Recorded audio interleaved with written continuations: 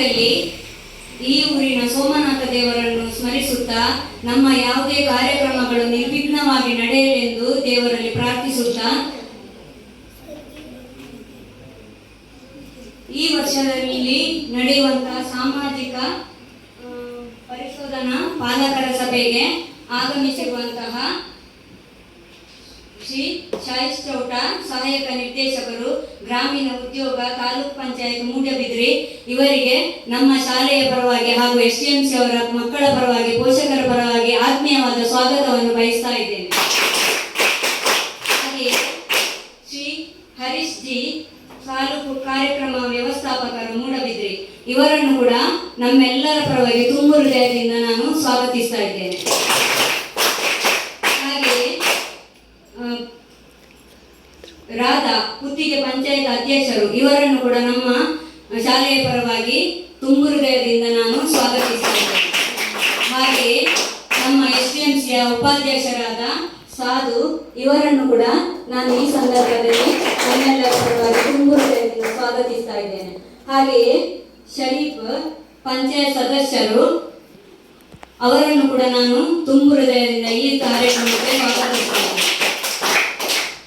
Shrimati Shweta S, ಗ್ರಾಮ ಸಂಪನ್ಮೂಲ ವ್ಯಕ್ತಿ ಅವರನ್ನು ಕೂಡ ಈ ಸಂದರ್ಭದಲ್ಲಿ ನಾನು ತುಂಬು ಹೃದಯದಿಂದ ಸ್ವಾಗತಿಸ್ತಾ ಇದ್ದೇನೆ.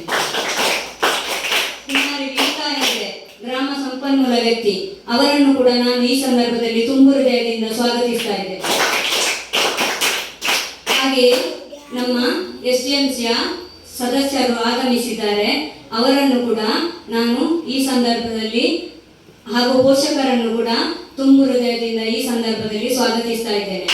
ಹಾಗೆಯೇ ನಮ್ಮ ಸಿಬ್ಬಂದಿ ವರ್ಗ, ಜೋಸೆಫ್ ಸರ್ ಹಾಗೂ ಜ್ಯೋತಿ ಟೀಚರ್ ಹಾಗೆ ಅಡುಗೆ ಸಿಬ್ಬಂದಿಯವರನ್ನು ಕೂಡ, ಮಕ್ಕಳನ್ನು ಕೂಡ ಆತ್ಮೀಯವಾಗಿ ಈ ಸಂದರ್ಭದಲ್ಲಿ ನಾನು ತುಂಬು ಹೃದಯದಿಂದ ಸ್ವಾಗತಿಸ್ತಾ ಇದ್ದೇನೆ.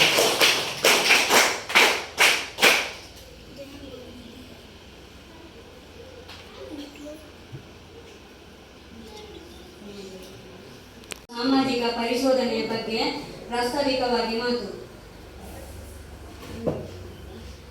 ಶ್ರೀಯುತ ಹರೀಶ್ ಜಿ ಇವರಿಂದ.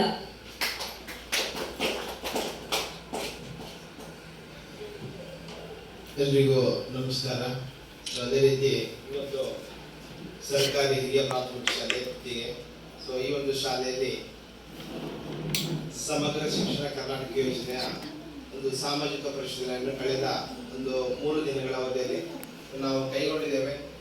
ಕೈಗೊಂಡು ಅಂತಿಮವಾಗಿ ಆ ಒಂದು ಏನು ಸಮಗ್ರ ಶಿಕ್ಷಣ ಯೋಜನೆಯ ಬಗ್ಗೆ ತಮ್ಮ ಶಾಲೆಯಲ್ಲಿ ಈ ಒಂದು ಯೋಜನೆ ಯಾವ ರೀತಿ ಸಮರ್ಪಕವಾಗಿ ನಿರ್ವಹಿಸಲಾಗ್ತಿದೆ ಅನ್ನೋದ್ರ ಬಗ್ಗೆ ಇರ್ಬೋದು, ಅಥವಾ ಇದಕ್ಕೆ ಸಂಬಂಧಪಟ್ಟ ಎಲ್ಲ ವಿಚಾರಗಳ ಬಗ್ಗೆ ಇರ್ಬೋದು, ಮಕ್ಕಳ ಬಗ್ಗೆ ಇರ್ಬೋದು, ಅವರ ಒಂದು ಕಲಿಕೆ ಗುಣಮಟ್ಟದ ಬಗ್ಗೆ ಇರ್ಬೋದು, ಪೋಷಕರನ್ನು ಭೇಟಿ ಮಾಡಿಕೊಂಡು ಅವರ ಒಂದು ಅವರಿಗೆ ಈ ಒಂದು ಯೋಜನೆಯಲ್ಲಿ ಏನೆಲ್ಲ ಮಾಹಿತಿಗಳು ತಿಳ್ಕೊಂಡಿದ್ದಾರೆ ಅನ್ನೋದ್ರ ಬಗ್ಗೆ ಇರ್ಬೋದು, ಇವೆಲ್ಲವನ್ನು ಕಳೆದ 2 ದಿನಗಳಲ್ಲಿ ನಾವು ನಡೆಸಿ ಅಂತಿಮ ದಿನದಲ್ಲಿ ಇವತ್ತು ಪೋಷಕರ ಸಭೆಯನ್ನು ಹಮ್ಮಿಕೊಂಡಿದ್ದೇವೆ.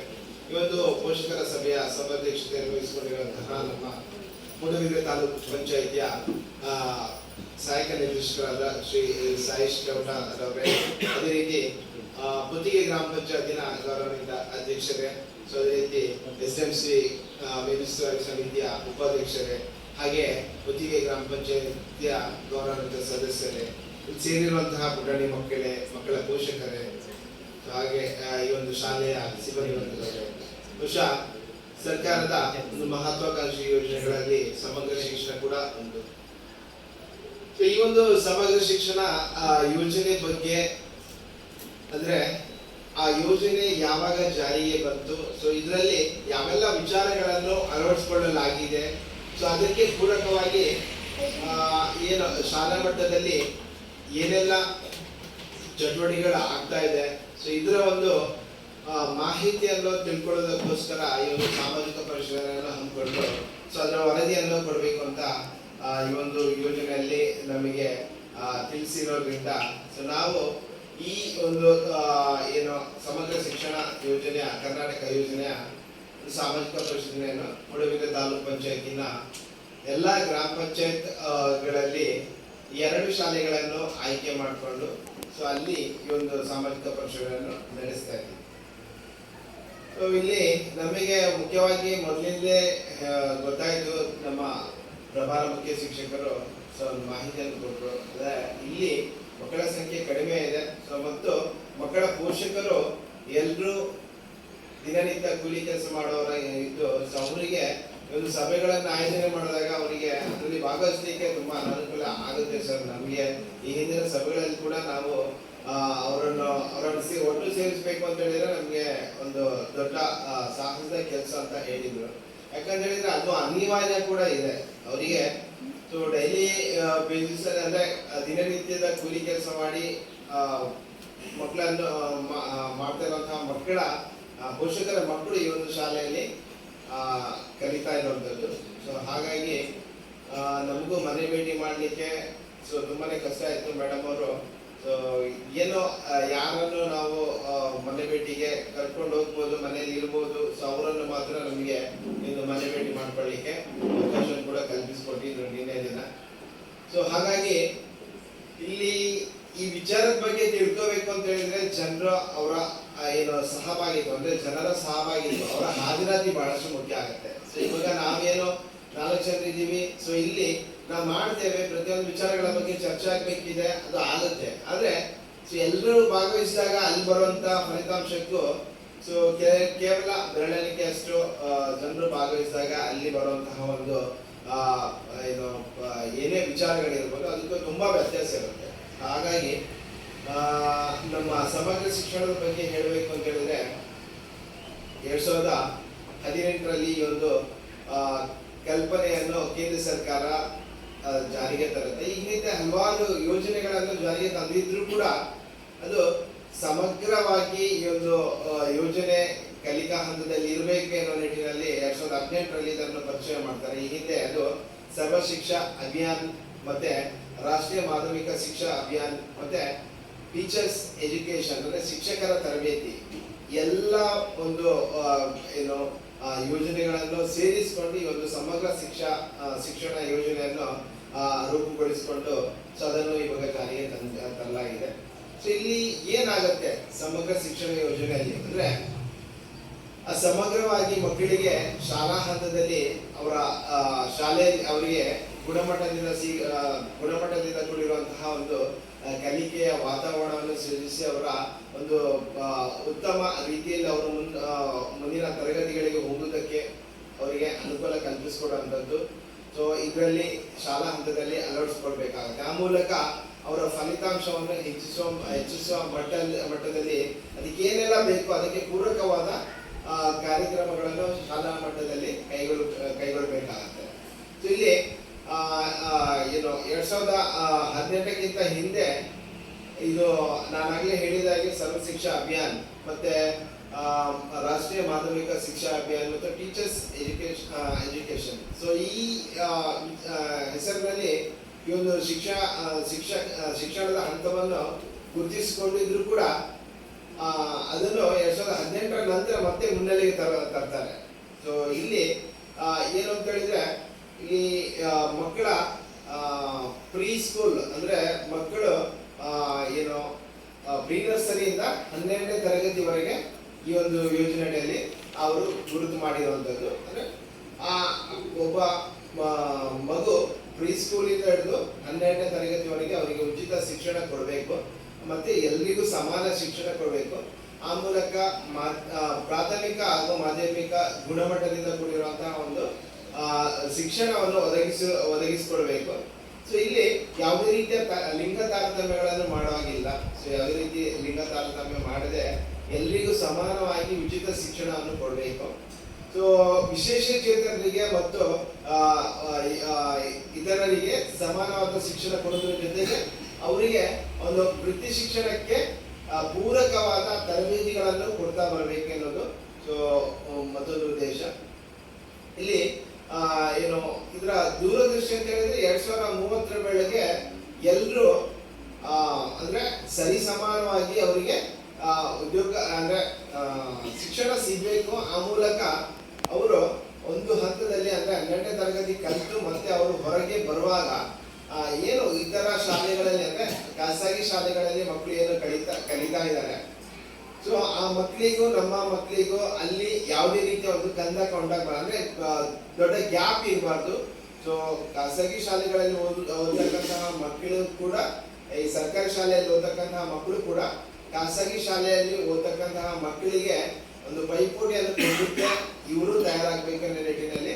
ಸೊ ಅವರಿಗೆ ಏನೆಲ್ಲ ವಿಶೇಷ ರೀತಿಯಲ್ಲಿ ಅವರಿಗೆ ವೃತ್ತಿ ಶಿಕ್ಷಣ ಇರ್ಬೋದು ಅಥವಾ ಕಲಿಕಾ ಹಂತದಲ್ಲಿ ಅವರಿಗೆ ಪ್ರೌಢಶಾಲಾ ಶಿಕ್ಷಣ ಇರ್ಬೋದು, ಪ್ರಾಥಮಿಕ ಶಿಕ್ಷಣ ಇರ್ಬೋದು, ಇವೆಲ್ಲವನ್ನು ಅವರಿಗೆ ಯಾವುದೇ ರೀತಿ ಧಕ್ಕೆ ಬಾರದ ಹಾಗೆ ಈ ಒಂದು ಸಮಗ್ರ ಶಿಕ್ಷಣದಲ್ಲಿ ಏನು ಹೇಳಿದ್ದಾರೆ ಸೊ ಅದರ ಪ್ರಕಾರ ಅವರಿಗೆ ಆ ಒಂದು ಶಿಕ್ಷಣವನ್ನು ಕೊಡಬೇಕು ಇರೋದು ಸಮಗ್ರ ಶಿಕ್ಷಣ ಯೋಜನೆಯಲ್ಲಿ ಅದರಲ್ಲಿ ಉಲ್ಲೇಖ ಮಾಡಿದ್ದಾರೆ. ಸೊ ಆ ಮೂಲಕ ನಿಮ್ಮ ಶಾಲೆಯಲ್ಲಿ ಮಕ್ಕಳಿಗೆ ಸಂಬಂಧಪಟ್ಟ ಹಾಗೆ ಪಠ್ಯೇತರ ಚಟುವಟಿಕೆ ಇರ್ಬೋದು ಅಥವಾ ಪಾಠದ ಜೊತೆಗೆ ಪಠ್ಯೇತರ ಚಟುವಟಿಕೆ ಕೂಡ ಬಹಳಷ್ಟು ಮುಖ್ಯ ಆಗುತ್ತೆ. ನಾವಿಲ್ಲಿ ಶಾಲೆಯಲ್ಲಿ ಮಕ್ಕಳ ಒಂದು ಐಕ್ಯ ಲೆವೆಲ್ ಅನ್ನು ಟೆಸ್ಟ್ ಮಾಡಿದ್ವಿ. ಅಂದ್ರೆ ಅವರಿಗೆ ಬೇಸಿಕ್ ವಿಚಾರದ ಬಗ್ಗೆ ಕೆಲವೊಂದು ಪ್ರಶ್ನೆಗಳನ್ನು ಕೇಳಿ ತಿಳ್ಕೊಂಡ್ವಿ. ಸೊ ಮಕ್ಕಳು ಪಾಠದ ಜೊತೆಗೆ ಏನು ಅವರಿಗೆ ಸಂಬಂಧಪಟ್ಟ ಒಂದು ಜನರಲ್ ನಾಲೆಜ್ ಅದನ್ನು ಕೂಡ ಕಲ್ತ್ಕೊಳ್ಳುವಂತಹ ಒಂದು ಮಟ್ಟವನ್ನು ಅವರು ಸುಧಾರಿಸಿಕೊಂಡು ಬರಬೇಕಾಗತ್ತೆ. ಯಾಕಂದ್ರೆ ಇವತ್ತಿನ ಒಂದು ಸ್ಪರ್ಧಾತ್ಮಕ ಜೀವನದಲ್ಲಿ ಎಲ್ಲವೂ ಅಗತ್ಯ ಇರುತ್ತೆ. ಸೊ ಅದರಿಂದ ಇನ್ನು ನಾವು ಗಮನಿಸಿದ ಅಂಶ ಇಷ್ಟೇ, ಮಕ್ಕಳು ಚೆನ್ನಾಗಿ ಕಲಿತಾ ಇದ್ದಾರೆ. ಆ ಕಲಿಕೆ ಇನ್ನಷ್ಟು ಉತ್ತಮವಾಗಿ ಮಾಡಿಕೊಳ್ಳಲಿಕ್ಕೆ ಇನ್ನೂ ಅವಕಾಶ ಇದೆ. ಸೊ ಆ ಒಂದು ನಿಟ್ಟಿನಲ್ಲಿ ಮಕ್ಕಳಿಗೆ ಮತ್ತಷ್ಟು ಒಂದು ಮಾಹಿತಿಯ ಅಗತ್ಯತೆ ಇದೆ ಅನ್ನೋದನ್ನು ನಾವು ಇಲ್ಲಿ ತಿಳ್ಕೊಂಡ್ವಿ. ಸೊ ಆ ಒಂದು ಹಂತವನ್ನು ಶಾಲೆ ಎಲ್ಲಿ ಮಕ್ಕಳು ಒಂದು ಇನ್ನು ನಾವು ಅವರನ್ನು ಯಾವ ರೀತಿ ಮತ್ತೆ ತಿದ್ದಬೇಕು ಅಥವಾ ಯಾವ ರೀತಿಯ ಒಂದು ಶಿಕ್ಷಣವನ್ನು ಅವರಿಗೆ ಮತ್ತಷ್ಟು ಕೊಡಬೇಕು ಅನ್ನೋದನ್ನು ಶಾಲಾ ಹಂತದಲ್ಲಿ ಶಿಕ್ಷಕರು ಮನಗಂಡು ಸೊ ಆ ಒಂದು ಕೊರತೆಯನ್ನು ನೀಗಿಸಿದ್ದು ಕೂಡ ಈ ಒಂದು ಸಮಗ್ರ ಶಿಕ್ಷಣದಲ್ಲಿ ಸಮಗ್ರ ಶಿಕ್ಷಣದ್ದು ಅಲ್ಲಿ ಅದರಲ್ಲಿ ಹೇಳಲ್ಪಡ್ತದೆ.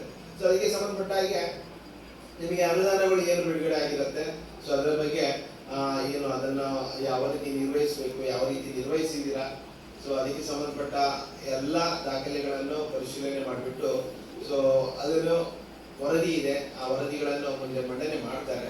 ಸೊ ಅದೇ ರೀತಿ ಸರ್ಕಾರದಿಂದ ನಮಗೆ ಕೊಡಲ್ಪಟ್ಟಂತಹ ಒಂದು 138 ಪ್ರಶ್ನಾವಳಿಗಳಿವೆ. ಆ ಪ್ರಶ್ನಾವಳಿಗಳನ್ನು ಕೂಡ ನಾವು ಸಂಬಂಧಪಟ್ಟ ಮುಖ್ಯ ಶಿಕ್ಷಕರಿರ್ಬೋದು ಅಥವಾ ಮಕ್ಕಳ ಪೋಷಕರಿರ್ಬೋದು, ಸೊ ಮಕ್ಕಳಲ್ಲಿ ಇರ್ಬೋದು, ಸೊ ಇವೆಲ್ಲವನ್ನು ನಾವು ಹಂತವಾಗಿ ಅವರಲ್ಲಿ ಕೇಳಿ ಅವರ ಒಂದು ಏನು ಅನಿಸಿಕೆಗಳನ್ನು ದಾಖಲು ಮಾಡಿಕೊಂಡು ಸೊ ಅದನ್ನು ವರದಿಯಾಗಿ ಒಂದು ಕರಡು ವರದಿ ಪ್ರತಿಯನ್ನು ತಯಾರು ಮಾಡಿಕೊಂಡು ಮುಂದೆ ಅದು ಮಂಡನೆ ಆಗುತ್ತೆ. ಸೊ ಆ ಮಂಡನೆ ಆಗುವಾಗ ಇಲ್ಲಿ ಇದಕ್ಕೆ ಹೇಳೋದು ಈ ವರದಿಗಳ ಬಗ್ಗೆ ಚರ್ಚೆ ಆಗ್ಬೇಕು ಅಂತ ಹೇಳಿದ್ರೆ ಅಲ್ಲಿ ಜನರು ಭಾಗವಹಿಸೋಕೆ ಬಹಳಷ್ಟು ಮುಖ್ಯ ಆಗುತ್ತೆ. ಸೊ ಮತ್ತೆ ನಮಗೆ ಜನರ ಒಂದು ಸಹಭಾಗಿತ್ವ ಇಲ್ಲ ಅಂತ ಹೇಳಿದ್ರೆ ಅದು ಮತ್ತೆ ನಮಗೆ ಈ ಒಂದು ಯೋಜನೆ ಬಗ್ಗೆ ಹಿನ್ನಡೆಯನ್ನು ಸೂಚಿಸುತ್ತೆ. ಅದರಿಂದ ಯಾವುದೇ ಒಂದು ಸರ್ಕಾರ ಕಾರ್ಯಕ್ರಮವನ್ನು ಹಮ್ಮಿಕೊಂಡಿದ್ರು ಕೂಡ ಇಷ್ಟೆಲ್ಲ ಖರ್ಚು ಮಾಡಿಕೊಂಡು ಸರ್ಕಾರ ಕಾರ್ಯಕ್ರಮಗಳನ್ನು ಹಮ್ಮಿಕೊಂಡಾಗ ಸೊ ಅಲ್ಲಿ ನಮಗೆ ಬರ್ತಕ್ಕಂತಹ ಔಟ್ಪುಟ್ ಏನಿದೆ ಸೊ ಅದು ಒಳ್ಳೆ ರೀತಿಯಲ್ಲಿ ಇರಬೇಕು. ಆವಾಗ ಮಾತ್ರ ಮತ್ತಷ್ಟು ಈ ಯೋಜನೆ ಅಡಿಯಲ್ಲಿ ಏನೆಲ್ಲ ಸುಧಾರಣೆಗಳನ್ನು ಮಾಡಿಕೊಳ್ಬಹುದೇನೋ ಒಂದು ಮಾಹಿತಿ ಸರ್ಕಾರಕ್ಕೆ ಗೊತ್ತಾಗುತ್ತೆ. ಸೊ ಅಲ್ಲಿ ಅದು ಮುಂದಿನ ಹಂತದಲ್ಲಿ ಅದನ್ನು ಸರಿಪಡಿಸಿಕೊಳ್ಳಿಕ್ಕೆ ಅವಕಾಶಗಳಿರುತ್ತೆ. ಸೊ ಅದರಿಂದ ಇಲ್ಲಿ ತಳಮಟ್ಟದಲ್ಲಿ ಆಗ್ತಕ್ಕಂತಹ ಒಂದು ಬೆಳವಣಿಗೆ ಸೊ ಈ ಒಂದು ಯೋಜನೆಯನ್ನು ಬದಲಿಸಲಿಕ್ಕೆ ಒಂದು ಮಾರ್ಗಸೂಚಿಯಾಗಿ ಅದನ್ನು ನಾವು ಗಣನೆಗೆ ಸರ್ಕಾರ ಗಣನೆಗೆ ತೆಕ್ಕೊಳ್ಳುತ್ತೆ. ಸೊ ಅದರಿಂದ ಇಲ್ಲಿ ಯಾವುದೇ ಒಂದು ಸಮಸ್ಯೆಗಳು ಬಂದರೂ ಕೂಡ ಅದನ್ನು ಒಂದು ನೆಗೆಟಿವ್ ಆಗಿ ತೆಕ್ಕೊಳ್ಬೇಡಿ. ಯಾಕಂದ್ರೆ ನಾವು ಪಾಸಿಟಿವ್ ಆಗಿ ತೆಕ್ಕೊಳ್ಬೇಕು. ಸಮಸ್ಯೆಗಳು ಇದ್ದಾಗ ಸಮಸ್ಯೆಗಳು ಇದೆ ಅಂತ ಹೇಳಬೇಕು, ಇಲ್ಲ ಅಂತ ಹೇಳಿದ್ರೆ ಮತ್ತೆ ಅದು ಸಮಸ್ಯೆ ಆಗಿ ಮುಂದುವರಿಯುತ್ತೆ. ಸೊ ಅಲ್ಲಿ ಮತ್ತೆ ಬದಲಾವಣೆಗಳಿಗೆ ಅವಕಾಶ ಇರಲ್ಲ. ಸೊ ಅದರಿಂದ ಯಾವಾಗಲೂ ನಾವು ಏನು ಪಾಸಿಟಿವ್ ನೆಗೆಟಿವ್ ಅನ್ನು ಯಾವಾಗಲೂ ನಾವು ತೆಗೊಳ್ಳುವಂತಹ ಮನಸ್ಥಿತಿಯನ್ನು ಬೆಳೆಸ್ಕೊಂಡಾಗ ಮಾತ್ರ ನಮಗೆ ಅಲ್ಲಿ ಮತ್ತೆ ಮುಂದೆ ಯಾವುದೇ ರೀತಿಯ ತಪ್ಪುಗಳಾಗದಾಗೆ ನಮಗೆ ಮುಂದೆ ನಡೆಸ್ಕೊಂಡು ಹೋಗ್ಲಿಕ್ಕೆ ಅದೊಂದು ಪೂರಕ ಅಥವಾ ಪ್ರೇರಣೆ ಆಗುತ್ತೆ. ಸೊ ಅದರಿಂದ ಇನ್ನು ಜಾಸ್ತಿ ನಾನು ಹೇಳಲ್ಲ. ಸೊ ಇನ್ನು ಸಾಮಾಜಿಕ ಪರಿಶೀಲನೆ ಬಗ್ಗೆ ಹೇಳಬೇಕು ಅಂತ ಹೇಳಿದ್ರೆ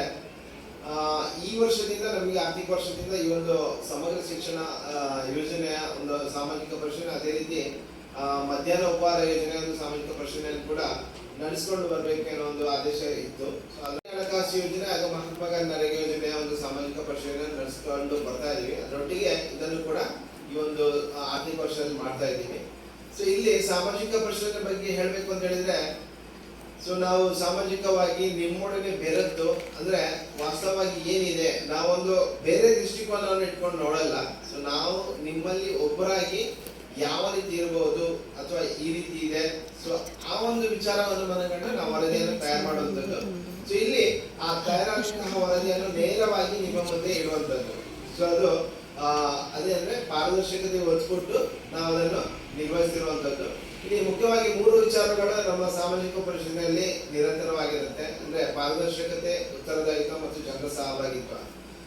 ಪಾರದರ್ಶಕತೆ ಬಗ್ಗೆ ನಿಮಗೆ ಈ ವರದಿಗಳು ಮುಂದೆ ಮಂಡನೆ ಆಗುವಂತಹ ವರದಿಗಳಿದೆ. ಸೊ ಅದೇ ನಿಮಗೆ ಆ ಪಾರದರ್ಶಕತೆಯನ್ನು ಸೂಚಿಸುತ್ತೆ. ಅದೇ ರೀತಿ ಉತ್ತರದಾಯಿತ್ವ ಅಂತ ಹೇಳಿದ್ರೆ, ಇವಾಗ ಏನು ಈ ಯೋಜನೆ ಬಗ್ಗೆ ಶಾಲಾ ಹಂತದಲ್ಲಿ ಮುಖ್ಯ ಶಿಕ್ಷಕರು ಅದರ ಒಂದು ಜವಾಬ್ದಾರಿಯನ್ನು ಹೊಂದಿರ್ತಾರೆ. ಸೊ ಏನೇ ಒಂದು ಸಮಸ್ಯೆಗಳಾದಾಗ ಅಲ್ಲಿ ಸಂಬಂಧಪಟ್ಟವರು ಅದನ್ನು ಪ್ರಶ್ನೆ ಮಾಡಿದಾಗ ಸಂಬಂಧಪಟ್ಟ ಮುಖ್ಯ ಶಿಕ್ಷಕರು ಅದರ ಒಂದು ಉತ್ತರದಾಯಿತ್ವವನ್ನು ಹೊಂದಿರ್ತಾರೆ. ಸೊ ಅವರು ಆ ಸಮಸ್ಯೆಗಳನ್ನು ಪರಿಹಾರ ಕಂಡುಕೊಳ್ಳಲಿಕ್ಕೆ ಸಮರ್ಥವಾದಂತಹ ವ್ಯಕ್ತಿ ಶಾಲೆಯಲ್ಲಿ. ಅದೇ ರೀತಿ ಜನರ ಸಹಭಾಗಿತ್ವ ಅಂತ ಹೇಳಿದ್ರೆ, ಈ ತರ ಒಂದು ಯೋಜನೆಗಳಿವೆ. ಸೊ ಆ ಯೋಜನೆಗಳು ನಮ್ಮ ಶಾಲೆಯಲ್ಲೂ ನಮ್ಮ ಮಕ್ಕಳ ಬಗ್ಗೆ ಕೂಡ ಹೇಳಿದ್ದಾರೆ ಅನ್ನೋ ಒಂದು ವಿಚಾರ ಒಂದು ಪೋಷಕರಿಗೆ ಮನವರಿಕೆಯಾಗಬೇಕು. ಯಾಕಂತ ಹೇಳಿದ್ರೆ ಈ ಎಲ್ಲ ನಾವು ಸಾಮಾಜಿಕ ಪರಿಶೀಲನೆ ಬಂದು ಮಾಡಿ ಹೋಗ್ತೇವೆ. ಸೊ ಮತ್ತೆ ಅದರ ಬಗ್ಗೆ ಏನಾದರೂ ಮಕ್ಕಳ ಪೋಷಕರ ಹತ್ರ ಯಾವುದೇ ರೀತಿಯಲ್ಲಿ ಮಕ್ಕಳ ಪೋಷಕರ ಹತ್ರ ಈ ವಿಚಾರದ ಬಗ್ಗೆ ಮೇಲಾಧಿಕಾರಿಗಳು ಕೇಳಬಹುದು. ಸೊ ಅದಕ್ಕೆ ಅವಕಾಶನೂ ಇದೆ. ಸೊ ಅವಾಗ ಏನಾಗುತ್ತೆ, ಸೊ ನಿಮಗೆ ಗೊತ್ತಿಲ್ಲ ಅಂತ ಹೇಳಿದ್ರೆ ಯಾವ ವಿಚಾರದ ಬಗ್ಗೆ ಇವಾಗ ನಾವು ಸಭೆ ಮಾಡ್ತಾ ಇದೀವಿ ಅನ್ನೋದ್ರ ಬಗ್ಗೆ ನಿಮಗೆ ಒಂದು ಮನವರಿಕೆ ಇಲ್ಲ ಅಂತ ಹೇಳಿದ್ರೆ, ಸೊ ಅದು ಮತ್ತೆ ಅಲ್ಲಿ ತಿರ್ಗಾ ಅದ್ರ ಬಗ್ಗೆ ಮಾಹಿತಿ ಇಲ್ಲ ಅಂತ ಹೇಳಿದ್ರೆ ಮತ್ತೆ ಸಮಸ್ಯೆಗೆ ಅದು ದಾರಿ ಮಾಡಿ ಕೊಡುತ್ತೆ. ಆದ್ರಿಂದ ಶಾಲೆಯಲ್ಲಿ ಆಗ್ತಕ್ಕಂತಹ ಪ್ರತಿಯೊಂದು ವಿಚಾರಗಳ ಬಗ್ಗೆ ನಿಮಗೆ ಪೋಷಕರಿಗೆ ಮುಖ್ಯವಾಗಿ ಗೊತ್ತಿರಬೇಕು. ಇವಾಗ ನಿಮ್ಮ ಜನರ ಸಹಭಾಗಿತ್ವ ಅಂತ ಹೇಳಿದ್ರೆ ಅದೇ ಪೋಷಕರ ಸಹಭಾಗಿತ್ವ ಮುಖ್ಯವಾಗಿ ಬೇಕು. ಶಾಲೆಯಲ್ಲಿ ಏನೆಲ್ಲ ಆಗ್ತಾ ಇದೆ ಅದರ ಆಗು ಹೋಗುಗಳ ಬಗ್ಗೆ ನಿಮಗೆ ಮಾಹಿತಿ ಇರಬೇಕು. ಬರೀ ಮಕ್ಕಳನ್ನು ಶಾಲೆಗೆ ತಂದು ಬಿಟ್ರೆ ನಿಮ್ಮ ಅಲ್ಲಿ ಜವಾಬ್ದಾರಿ ನಿಮ್ದು ಮುಗಿಯಲ್ಲ. ಆ ಶಾಲೆಯಲ್ಲಿ ಹೋದ ನಂತರ ಶಾಲೆಯಲ್ಲಿ ನನ್ನ ಮಗ ಏನ್ ಮಾಡ್ತಾ ಇದ್ದಾನೆ, ಸೊ ಅವನಿಗೆ ಒಳ್ಳೆಯ ಶಿಕ್ಷಣ ಸಿಗ್ತಾ ಇದೆಯಾ, ಸೊ ಅವನು ಕಲಿಕೆಯಲ್ಲಿ ಯಾವ ರೀತಿ ಇದ್ದಾನೆ, ಸೊ ಅವನಲ್ಲಿ ಮುಖ್ಯವಾಗಿ ಮಕ್ಕಳ ಬೆಳವಣಿಗೆಯನ್ನು ಗುರುತಿಸ್ತಕ್ಕಂತಹವರು ಹೆತ್ತವರೇ. ಸೊ ಅವನಿಗೆ ಇಂಥ ವಿಷಯದಲ್ಲಿ ಅವನಿಗೆ ಆಸಕ್ತಿ ಇದೆ ಅನ್ನೋ ವಿಚಾರವನ್ನು ನೀವು ಸಂಬಂಧಪಟ್ಟ ಶಿಕ್ಷಕರಿಗೆ ತಿಳಿಸಿದ್ರೆ, ಸೊ ಅವರಿಗೂ ಮತ್ತೆ ಮುಂದಕ್ಕೆ ಸೊ ಅವನಲ್ಲಿ ಆ ಒಂದು ಪ್ರತಿಭೆಯನ್ನು ಗುರುತಿಸಿ ಅವರು ಕೂಡ ಅದಕ್ಕೆ ಒಂದು ಮತ್ತೆ ಅವರಿಗೆ ಅದಕ್ಕೆ ಪೂರಕವಾಗಿ ಏನು ಅವನಿಗೆ ತರಬೇತಿಯನ್ನು ಕೊಡುವಂಥದ್ದು ಇರ್ಬೋದು, ಅಥವಾ ಏನೇ ಒಂದು ಪೂರಕವಾದ ಕ್ರಮ ತೆಗೆದುಕೊಳ್ಳಿಕ್ಕೆ ಅವರಿಗೂ ಸಾಧ್ಯ ಆಗುತ್ತೆ. ಸೊ ಅದರಿಂದ ಮಕ್ಕಳ ಪೋಷಕರು ಅವರ ಜವಾಬ್ದಾರಿನದ್ದು ಮಕ್ಕಳ ಬೆಳವಣಿಗೆ ಮೇಲೆ ನಿಗಾ ಇಡತಕ್ಕಂಥದ್ದು ಕೂಡ ಅವರ ಜವಾಬ್ದಾರಿ ಇರುತ್ತೆ. ಸೊ ಆದ್ರಿಂದ ಈ ಸಮಗ್ರ ಶಿಕ್ಷಣ ಯೋಜನೆಯಲ್ಲಿ ಮಕ್ಕಳ ಪಾತ್ರದ ಮಕ್ಕಳ ಕಲಿಕೆಯ ಹಂತ ಏನಿದೆ ಒಟ್ಟಾರೆಯಾಗಿ ಹೇಳಬೇಕು ಅಂತ ಹೇಳಿದ್ರೆ, ಒಬ್ಬ ವಿದ್ಯಾರ್ಥಿ ಅವನು ಶಾಲೆಯ ಪೂರ್ವದಲ್ಲಿ ಅಂದ್ರೆ ಪ್ರೀ ಸ್ಕೂಲ್ ನರ್ಸರಿಯಿಂದ ಅವನಿಗೆ 12ನೇ ತರಗತಿಯವರೆಗೆ ಆ ಒಂದು ಸಿಗ್ತಾ ಇರುವಂತಹ ಉಚಿತ ಶಿಕ್ಷಣ ಏನಿದೆ ಅದು ಗುಣಮಟ್ಟದಿಂದ ಕೂಡಿರುವಂತಹ ಒಂದು ಶಿಕ್ಷಣ ಕೊಡಬೇಕು.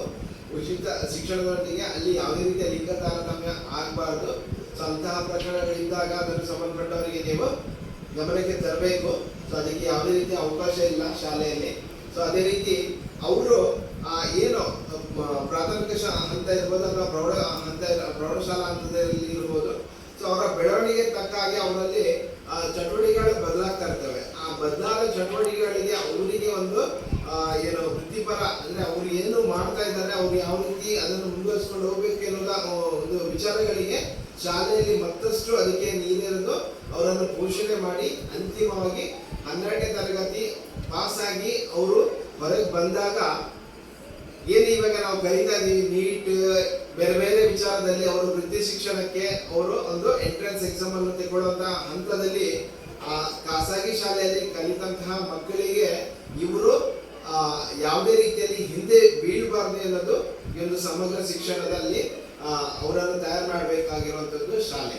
ಸೊ ಈ ಅಷ್ಟರ ಮಟ್ಟಿಗೆ ಅವರು ಆ ಶಿಕ್ಷಣದ ಮಟ್ಟವನ್ನು ಕೊಡಬೇಕು. ಕೊಟ್ಟು ಅವರನ್ನು ಒಂದು 12ನೇ ತರಗತಿಯಿಂದ ಹೊರಗೆ ಬರುವಾಗ ಅವ್ರಿಗೆ ಯಾವುದೇ ಒಂದು ವಿಚಾರದಲ್ಲಿ ಹಿಂದೆ ಬೀಳಬಾರ್ದು ಅನ್ನೋದು ಸರ್ಕಾರದ ಮುಖ್ಯ ಉದ್ದೇಶ. ಸೊ ಆ ಒಂದು ನಿಟ್ಟಿನಲ್ಲಿ ಸಮಗ್ರ ಶಿಕ್ಷಣ ಯೋಜನೆಯಾಗಿ ಅದನ್ನು ತಂದಿದ್ದಾರೆ. ಸೊ ಅದರೊಟ್ಟಿಗೆ ಕೂಡ ಸರ್ಕಾರಿ ಶಾಲೆಯಲ್ಲಿ ಮಧ್ಯಾಹ್ನ ಉಪಹಾರ ಯೋಜನೆ ಕೂಡ ಕೊಡ್ತಾ ಇದ್ದಾರೆ. ಸೊ ಮಕ್ಕಳಿಗೆ ಯಾವುದೇ ರೀತಿಯ ತೊಂದರೆ ಆಗಬಾರ್ದು.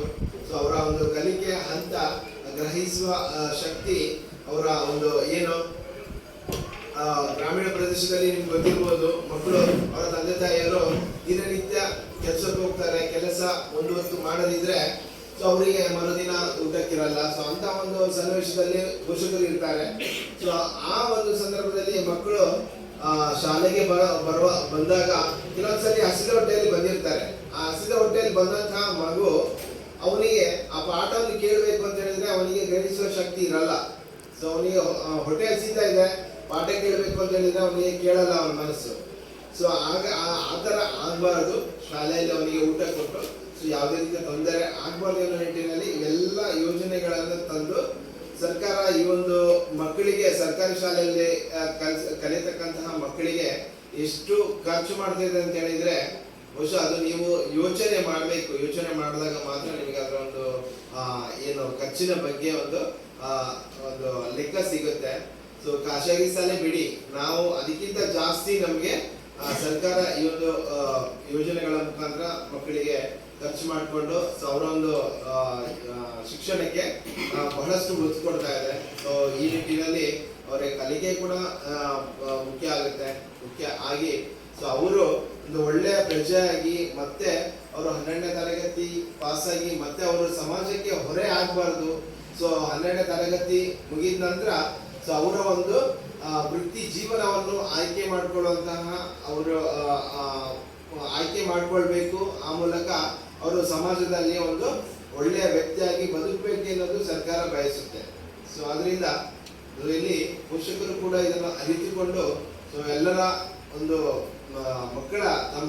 ತಮ್ಮ ಮಕ್ಕಳ ಒಂದು ಕಾಳಜಿಯನ್ನು ಬೆಳೆಸಿಕೊಂಡು ಶಾಲಾ ಹಂತದಲ್ಲಿ ಮುಖ್ಯ ಶಿಕ್ಷಕರೊಂದಿಗೆ ನಿರಂತರ ಒಡನಾಟ ಇಟ್ಕೊಂಡಾಗ ಮಾತ್ರ ತಮ್ಮ ಮಕ್ಕಳ ಮೇಲೆ ಪೂರ್ವ ಅವರಿಗೆ ಒಳ್ಳೆಯ ರೀತಿಯಲ್ಲಿ ನಿಗಾ ಇರುತ್ತೆ ಮತ್ತು ನನ್ನ ಮಕ್ಕಳು ಸರಿಯಾದ ರೀತಿಯಲ್ಲಿ ಸಾಕ್ತಾ ಇದ್ದಾರೆ ಅನ್ನೋದಕ್ಕೆ ಅವರಿಗೂ ಒಂದು ಹೆಮ್ಮೆ ಇರುತ್ತೆ. ಸೊ ಅದರಿಂದ ದಯವಿಟ್ಟು ನಾನು ಪೋಷಕರಲ್ಲಿ ಹೇಳುವಂಥದ್ದು ಒಂದೇ, ಸೊ ಬರೀ ನಿಮ್ಮ ಮಕ್ಕಳನ್ನು ಶಾಲೆಗೆ ತಂದು ಬಿಡೋದು ಮಾತ್ರ ನಿಮ್ಮ ಕರ್ತವ್ಯ ಅಲ್ಲ.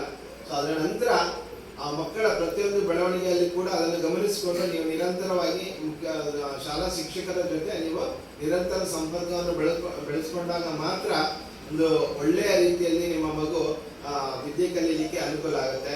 ಸೊ ಅದರಿಂದ ಸಂಬಂಧಪಟ್ಟ ಎಲ್ಲ ಪೋಷಕರು ಈ ಒಂದು ವಿಚಾರವನ್ನು ಮುಖ್ಯವಾಗಿ ಒತ್ತು ಕೊಟ್ಟು ಅದನ್ನು ದಿನಗಳಲ್ಲಿ ಮಾಡಿಸ್ಕೊಂಡು ಹೋದಾಗ ಮಾತ್ರ ನಿಮ್ಮ ಮಗು ಒಬ್ಬ ಪರಿಪೂರ್ಣ ವ್ಯಕ್ತಿಯಾಗಿ ಮುಂದಕ್ಕೆ ಸಮಾಜಕ್ಕೆ ಒಂದು ಒಳ್ಳೆಯ ಕೊಡುಗೆಯಾಗಿ ನಿಲ್ತಾನೆ ಒಂದು ನಿಲ್ಲಕ್ಕೆ ಅವಕಾಶಗಳು ಜಾಸ್ತಿ ಇದೆ ಅಂತ ಹೇಳುತ್ತಾ ಒಂದು ಸಂದರ್ಭದಲ್ಲಿ ನನಗೆ ಯೋಜನೆ ಬಗ್ಗೆ ಹಾಗೂ ನಮ್ಮ ಸಮಗ್ರ ಶಿಕ್ಷಣ ಕರ್ನಾಟಕ ಯೋಜನೆ ಬಗ್ಗೆ ಹಾಗೂ ಸಾಮಾಜಿಕ ಪರಿಶೀಲನೆ ಬಗ್ಗೆ ಪ್ರಾಸ್ತಾವಿಕವಾಗಿ ಮಾತನಾಡಲಿಕ್ಕೆ ಅನುವು ಮಾಡಿಕೊಟ್ಟಿದ್ದೀರಾ. ನಿಮ್ಮೆಲ್ಲರನ್ನು ವಂದಿಸ್ತಾ ಇದ್ದೇನೆ. ಜೈ.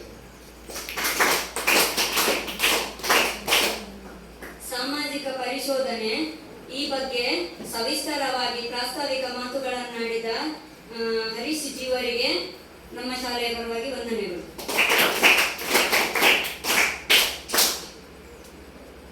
ನೆಕ್ಸ್ಟ್, ಸಮಗ್ರ ಶಿಕ್ಷಣ ಕರ್ನಾಟಕ ಯೋಜನೆಯ ಸಾಮಾಜಿಕ ಪರಿಶೋಧನಾ ವರದಿ ಮಂಡನೆ.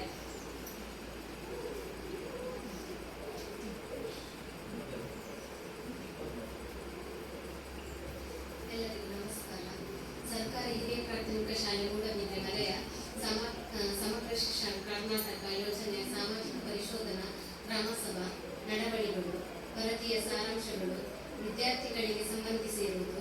ವಿದ್ಯಾರ್ಥಿಗಳು ಪಠ್ಯಪುಸ್ತಕ, ಅಭ್ಯಾಸ ಪುಸ್ತಕ, ಸಮವಸ್ತ್ರವನ್ನು ಪಡೆದಿರುತ್ತಾರೆ ಹಾಗೂ ವಿಕಲಚೇತನ ಮಗು ಕಾವ್ಯಾಳಿಗೆ 1800 ಮತ್ತು ಪರಿಶಿಷ್ಟ ಜಾತಿ ಮತ್ತು ಪರಿಶಿಷ್ಟ ಪಂಗಡ ವಿಭಾಗದಲ್ಲಿ ಚೈತ್ರಾಳಿಗೆ 1500 ವೇತನ ಬಂದಿರುತ್ತದೆ ಹಾಗೂ ಇತರ ವಿದ್ಯಾರ್ಥಿಗಳು ವಿದ್ಯಾರ್ಥಿ ನಿಯಮಾನುಸಾರ ಅರ್ಹ ವಿದ್ಯಾರ್ಥಿಗಳಿಗೆ ಸಾರಿಗೆ ವ್ಯವಸ್ಥೆ ಇರುವುದಿಲ್ಲ. ಬದಲಾಗಿ 1 ಕಿಲೋಮೀಟರ್ಗಿಂತ ದೂರವಿರುವ ಶಾಲಾ ಮಕ್ಕಳಿಗೆ ದಾನಿಗಳು ಮತ್ತು ಪೋಷಕರಿಂದ ಸಾರಿಗೆ ವ್ಯವಸ್ಥೆಯನ್ನು ಕಲ್ಪಿಸಿಕೊಡಲಾಗಿದೆ.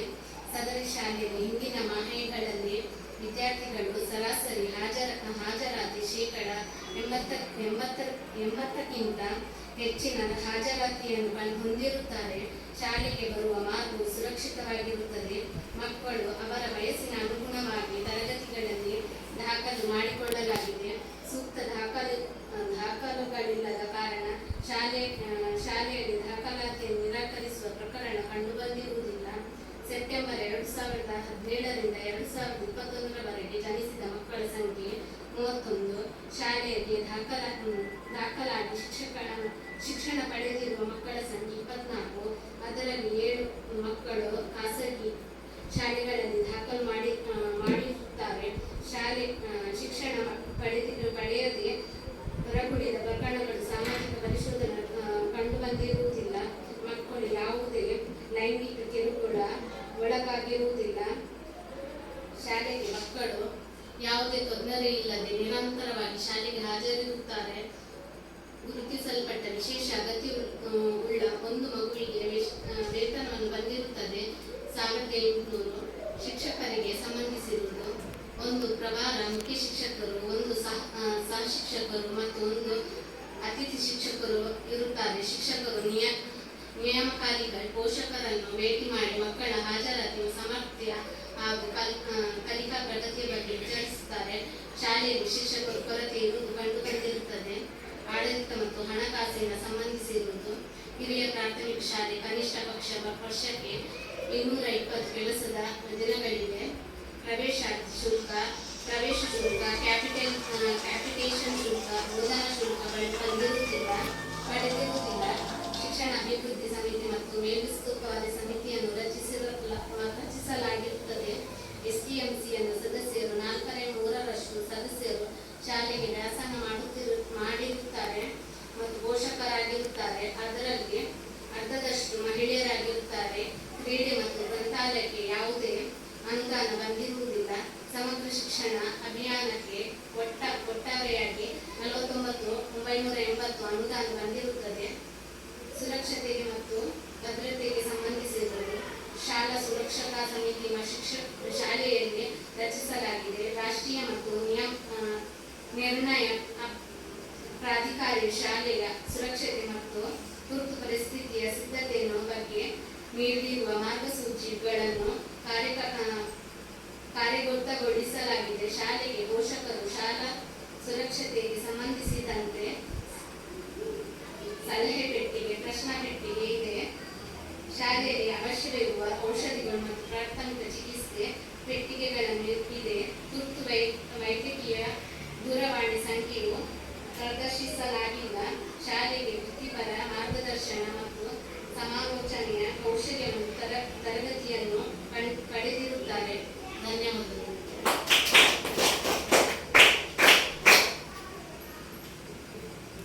ಪರಿಶೋಧನಾ ವರದಿಯನ್ನು ಮಂಡನೆ ಮಾಡಿದ ಕುಮಾರಿ ವಿನುತಾ ಇವರಿಗೆ ಧನ್ಯವಾದಗಳು. ನೆಕ್ಸ್ಟ್, ಸಮಗ್ರ ಶಿಕ್ಷಣ ಕರ್ನಾಟಕ ಯೋಜನೆಯ ಸಾಮಾಜಿಕ ಪರಿಶೋಧನಾ ವರದಿ ಬಗ್ಗೆ ಪಾಲಕರ ಪೋಷಕರ ಚರ್ಚೆ.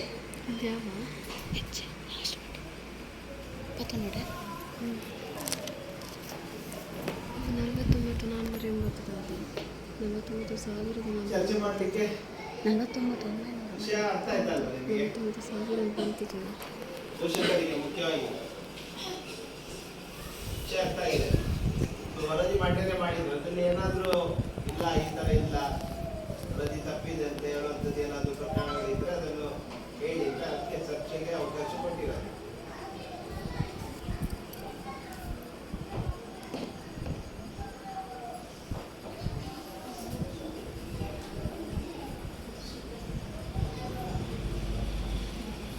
ಒಪ್ಪಿಗೆ ಇದೆಯಾ? ವರದಿ ಬಗ್ಗೆ ಒಪ್ಪಿಗೆ ಇದೆಯಾ ನಿಮಗೆ? ವರದಿ ಓದಿ ಹೇಳಿದ್ರಲ್ವಾ, ತಪ್ಪಿದ್ರೆ ತಪ್ಪಿದೆ ಅಂತ ಹೇಳಿ, ಇಲ್ಲ ಅಂತ ಹೇಳಿದ್ರೆ ಇಲ್ಲ ಸರಿ ಇದೆ, ನಮಗೆ ಒಪ್ಪಿಗೆ ಇದೆ ವರದಿಯ ಬಗ್ಗೆ ಅಂತ ಹೇಳಿ ಅಷ್ಟೇ. ಏನಾದರೂ ಮಾತಾಡ್ಬೇಕು ನೀವು. ನಿಮ್ದೇ ಇವತ್ತು ಸಭೆ. ಪೋಷಕರು ಅಂತ ಹೇಳಿದ್ರೆ ನೀವೇ ಪಾಲಕರು. ನಾವು ಮಾತಾಡ್ಲಿಕ್ಕಿಲ್ಲ, ಸುಮ್ಮನೆ ನಾವು ಮಾತಾಡುದು, ನೀವೇ ಮಾತಾಡ್ಬೇಕು.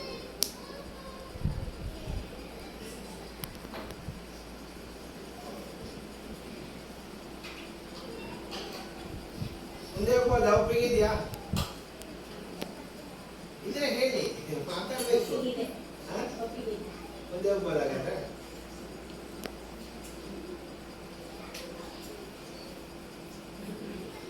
ಯೋಜನೆಯ ಬಗ್ಗೆ ಪಾಲಕರ ಪೋಷಕರ ಸಲಹೆ ಸೂಚನೆಗಳು. ಇವಾಗ ಮಾತಾಡ್ಬೇಕು, ಇದು ನಿಮ್ದು ಟಾಪಿಕ್.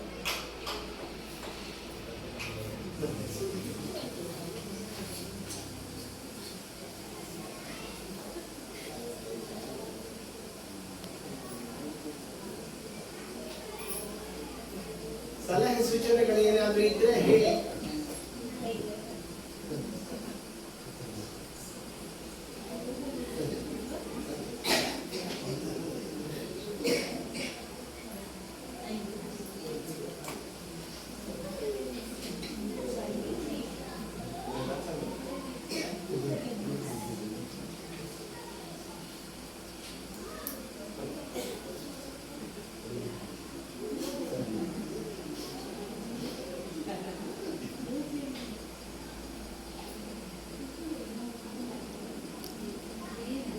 ಅಥವಾ ಬೇಡಿಕೆಗಳು, ಏನಾದ್ರು ಸಲಹೆ ಸೂಚನೆ ಅಥವಾ ಬೇಡಿಕೆಗಳು, ಅದಕ್ಕೂ ಅವಕಾಶ ಇದೆ.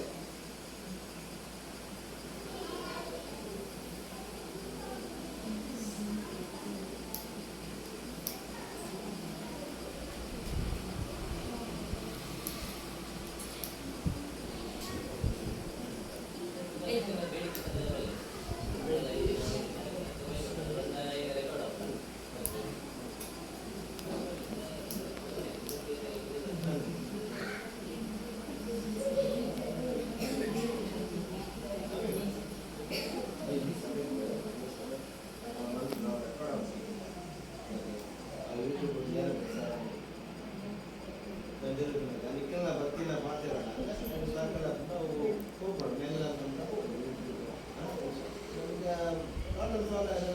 ಬೇಗ ಟೈಮ್ ಕೆಲಸ ಬೇಗ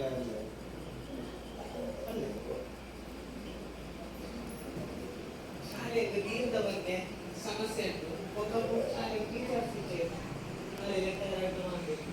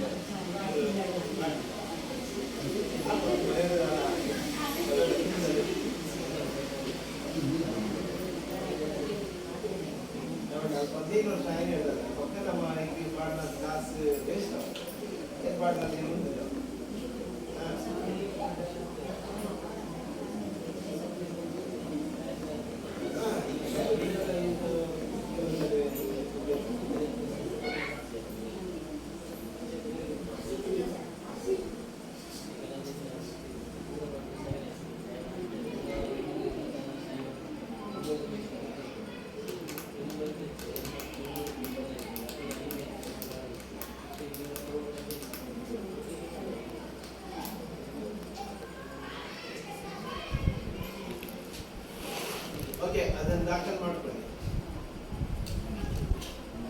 ಶಿಕ್ಷಕರ ಕೊರತೆ ಮತ್ತು ನೀರಿನ ಪಂಚಾಯತಿಂದ ಬಿಡ್ತಾರೆ ಸರ್. ಹೌದು ಇಲ್ಲಿ ಬಿಡ್ತಾ ಇದ್ದಾರೆ. ಓಕೆ, ನಿಮ್ದು ಇದ್ರೆ ನೋಡಿ.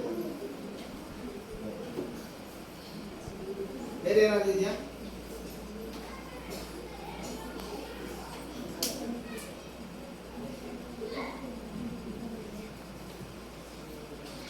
ಈ ಸಂದರ್ಭದಲ್ಲಿ ನಮ್ಮ ಶಾಲೆಯ ಮಕ್ಕಳನ್ನು ಈ ಸ್ಟ್ರೆಂತ್ ಉಳಿಸಲಿಕ್ಕೆ ವಾಸುದೇವ ನಾಯಕ್ ಅವರು ತುಂಬಾ ಶ್ರಮ ಪಡ್ತಾ ಇದ್ದಾರೆ. ಗುಡ್ಡೆ ಅಂಗಡಿಯಿಂದ ಮತ್ತೆ ಕೇಮಾರಿಂದ ಅವರು ವಾಹನದಲ್ಲಿ ತರುವಲ್ಲಿ ಅವರ ಸಹಕಾರವನ್ನು ನಮಗೆ ಕೊಡ್ತಾ ಇದ್ದಾರೆ.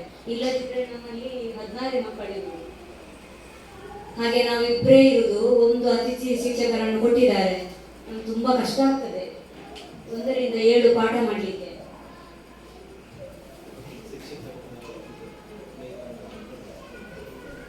ಮತ್ತೆ ಆಫೀಸ್ ವರ್ಕ್ ಕೂಡ ಹೆವಿ ಆಗ್ತದೆ ನಮಗೆ. ಈಗ ಒತ್ತಡಗಳು ಜಾಸ್ತಿ ಆಗಿದೆ. ಒಂದು ನಿಮಿಷ ಕೂತ್ಕೊಳ್ಳಿಕ್ಕೆ ಗೊತ್ತಿಲ್ಲ. ಪಾಠಗಳು ಜಾಸ್ತಿ ಆಗಿದೆ, ಕೆಲಸದ ಒತ್ತಡವು ಜಾಸ್ತಿ ಆಗ್ತಾ ಇದೆ. ಹಾಗೆ ನೆಕ್ಸ್ಟ್ ಗ್ರಾಮ ಸಭಾಧ್ಯಕ್ಷರ ಮಾತು.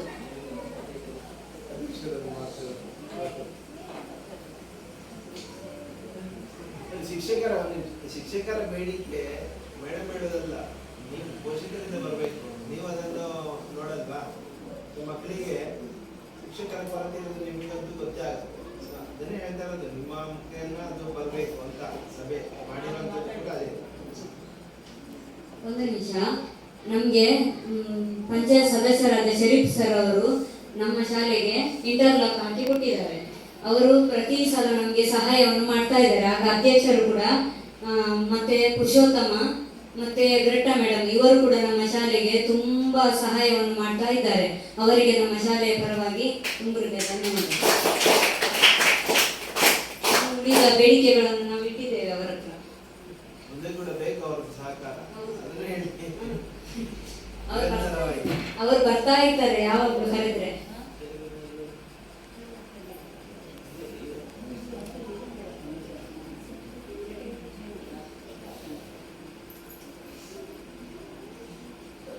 ನಮ್ಮ ಗ್ರಾಮ ಪಂಚಾಯತ್ನ ಅಧ್ಯಕ್ಷರಾದ ರಾಧಾರ್ ಅವರು 1-2 ಮಾತುಗಳನ್ನು ಆಡಬೇಕು ಅಂತ ಹೇಳಿಕೊಂಡು ವಿನಂತಿಸಿಕೊಳ್ತಾ ಇದ್ದೇನೆ.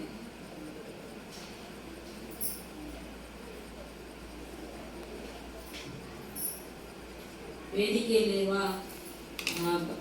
ತಾಲೂಕು ಪಂಚಾಯತ್ನ ಕಾರ್ಯನಿರ್ವಹಣಾಧಿಕಾರಿಯವರೇ ಹಾಗೂ ನಿಮಗೆ ಈಗ ಮಾಹಿತಿಯನ್ನು ಕೊಟ್ಟಂತಹ ಹರೀಶ್ ಸರ್ ಅವರೇ ಹಾಗೂ ಪಂಚಾಯತ್ ಸದಸ್ಯರೇ, ನಮ್ಮ HM ಶಾಲೆ ಮತ್ತು ಮಕ್ಕಳ ಪಾಲಕರೇ, ಈಗ ಎಲ್ಲ ವಿಷಯವನ್ನು ಹೇಳಿದರೆ ನಿಮ್ಮದು ಬೇಡಿಕೆ ಇರ್ಬೋದು. ನೀವು ಅದನ್ನು ಇಲ್ಲಿ ಚರ್ಚೆ ಮಾಡಿದರೆ ನಮಗೆ ಅದರ ಬಗ್ಗೆ ನಮಗೆ ಮಾತಾಡಲಿಕ್ಕೆ ಆಗ್ತದೆ. ನೀವು ಈಗ ನಮ್ಮ ಕಾರ್ಯನಿರ್ವಹಣಾಧಿಕಾರಿ ಸಹ ಬಂದಿದ್ದಾರೆ. ಅದಕ್ಕೆ ಇಲ್ಲಿಂದ ನಮಗೆ ಎಂಥ ವಿಷಯ ಇದ್ದರೆ ಸಹ ನಿಮಗೆ ಅವರು ಹೋದ ನಂತರ ನಾವು ಚರ್ಚೆ ಮಾಡಿ ಏನೂ ಇದಿಲ್ಲ. ನಿಮಗೆ ಮಾತಾಡಲಿಕ್ಕೆ ಒಂದು ಬಂದು ನೀವು ಸಹ ಈ ವೇದಿಕೆ ಮೇಲೆ ಬಂದು ನೀವು ಅದನ್ನು ಸಮಸ್ಯೆ ಬಗ್ಗೆ ನಿಮ್ಮ ಬೇಡಿಕೆ ಬಗ್ಗೆ ಹೇಳಿದರೆ ನಮಗೆ ನಮ್ಮ ಪಂಚಾಯತಿ ವತಿಯಿಂದ ನಿಮಗೆ ಎಂತ ಬೇಕಾದರೆ ನಮ್ಮ ಸಾಧ್ಯ ಆದಷ್ಟು ನಾವು ಸಹ ಸಹಕಾರ ಮಾಡ್ತೇವೆ ಅಂತ ಹೇಳ್ತಾ ನನ್ನ 2 ಮಾತುಗಳನ್ನು ಮುಗಿಸ್ತೀನಿ.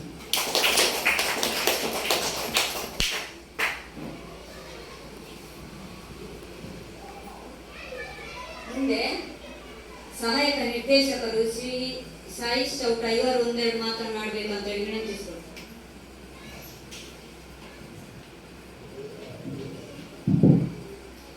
ಎಲ್ಲರಿಗೂ ನಮಸ್ಕಾರ. ನಮ್ಮ ಸಮಗ್ರ ಶಿಕ್ಷಣ ಕರ್ನಾಟಕ ಯೋಜನೆಯ ಸಾಮಾಜಿಕ ಪರಿಶೋಧನೆ ಇವತ್ತು ನಡೆಯುತ್ತಿದೆ. ಸಾಮಾಜಿಕ ಪರಿಶೋಧನಾ ಈ ಸಭೆಯಲ್ಲಿ ಪಂಚಾಯಿತಿಯ ಗೌರವಾಧ್ಯಕ್ಷರಾದ ಕುಮಾರಿ ರಾಧಾರವರಿದ್ದಾರೆ. ಅದೇ ರೀತಿ ನಮ್ಮ ಸದಸ್ಯರಾದ ಶರೀಫ್ ಅವರಿದ್ದಾರೆ. ನಮ್ಮ ತಾಲೂಕು ಸಾಮಾಜಿಕ ಪರಿಶೋಧನೆಯ ಕಾರ್ಯಕ್ರಮ ವ್ಯವಸ್ಥಾಪಕರಾದ ಹರೀಶ್ ಅವರಿದ್ದಾರೆ. ಅದರ ಜೊತೆಯಲ್ಲಿ STMCಯ ಉಪಾಧ್ಯಕ್ಷರು ನಮ್ಮ ಸಾಧುವರಿದ್ದಾರೆ, ಮುಖ್ಯ ಶಿಕ್ಷಕರಿದ್ದಾರೆ, ನಮ್ಮ ಸಹ ಶಿಕ್ಷಕರಾದ ಜೋಸೆಫ್ ಅವರಿದ್ದಾರೆ, ಜ್ಯೋತಿ ಅವರಿದ್ದಾರೆ, ಸಾಮಾಜಿಕ ಪರಿಶೋಧನೆಯ ವಿರುದ್ಧ ಪರಿಶೋಧಕರು, ಮಂಗನವಾಡಿ ಸಹಾಯಕಿಯವರು, ನಮ್ಮ ಆನಂದಣ್ಣ ಮತ್ತು ಅದರ ಜೊತೆಯಲ್ಲಿ ಸೇರಿದಂಥ ಎಲ್ಲ ನಮ್ಮ ಪಾಲಕರು, ವಿದ್ಯಾರ್ಥಿಗಳು ಎಲ್ಲರಿಗೆ ಸ್ವಾಗತಿಸುತ್ತಾ, ಸಾಮಾಜಿಕ ಪರಿಶೋಧನೆ ಬಗ್ಗೆ ಹರೀಶ್ ಅವರು ಬಹಳ ಡಿಟೇಲ್ ಆಗಿ ಸಮಗ್ರವಾಗಿ ವಿವರಿಸಿದರು. ಇದು ಶಾಲೆಗಳಿಗೆ ವಸ್ತು.